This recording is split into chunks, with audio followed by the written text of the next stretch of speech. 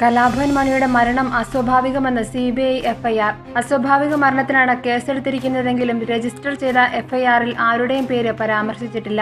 Ernakulam CGM കോടതിയിൽ CBI FIR സമർപ്പിച്ചു. Police കൈമാറിയ 2229 പേജുള്ള കേസ് ഡയറി പരിശോധിച്ച ശേഷമാണ് CBI FIR തയ്യാറാക്കിയിരിക്കുന്നത്. മണിയുടെ മൃതദേഹത്തിന്റെ പോസ്റ്റ്മോർട്ടം വീഡിയോയും സുഹൃത്തുക്കളെ ചോദ്യം ചെയ്ത വീഡിയോയും CBI പരിശോധിച്ചിരുന്നു.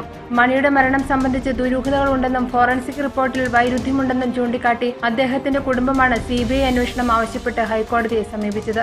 1 മാസത്തിനകം അന്വേഷണം ഏറ്റെടുക്കണമെന്ന് ഹൈക്കോടതി വിധിക്കുകയും ചെയ്തു.